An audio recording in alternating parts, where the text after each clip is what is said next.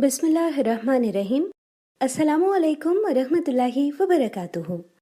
मुंतखब इक्तबास। दो गिद्ध। इस तस्वीर को कौन भूल सकता है। इस तस्वीर से साफ पता चल रहा है कि एक गिद्ध एक भूखी और करीबुल मर्ग बच्ची के मरने का इंतजार कर रहा है ताकि इसे नोच कर खा सके। ये तस्वीर एक साउथ अफ्रीकी फोटो जर्नलिस्ट केविन कार्टर ने 1993 में सूडान में कहत के दौरान खींची थी। ये तस्वीर दुनिया में इतनी मशहूर हो गई कि इन्हें इस तस्वीर की वजह से पुलिट्जर प्राइज से नवाजा गया। लेकिन कार्टर ज्यादा दिन जिंदा नहीं रह सका और अपने इस एजाज का लुत्फ ज्यादा दिनों तक नहीं उठा सका, क्योंकि डिप्रेशन का शिकार होकर इसने खुदकुशी कर ली। ऐसा क्यों हुआ?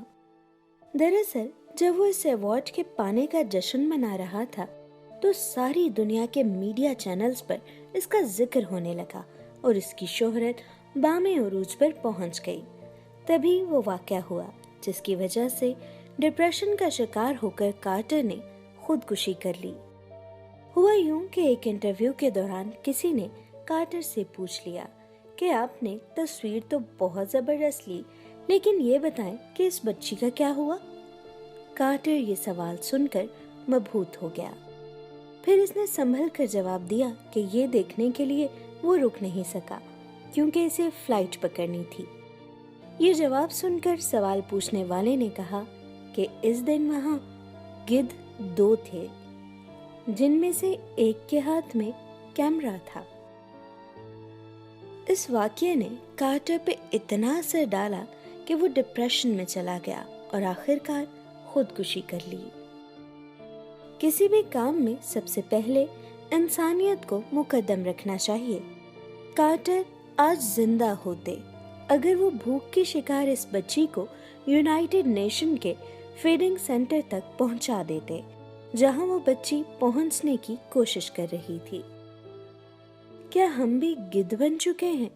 आजकल हम भी हाथों में कैमरे वाले मोबाइल लेकर हर वक्त किसी ऐसे ही वाक़ये की तलाश में रहते हैं और जो ही हमें ऐसा कुछ नजर आता है तो फौरन अपने कैमरे में महफूज करके रेटिंग और लाइक कमेंट्स के चक्कर में सोशल मीडिया पे वायरल कर देते हैं।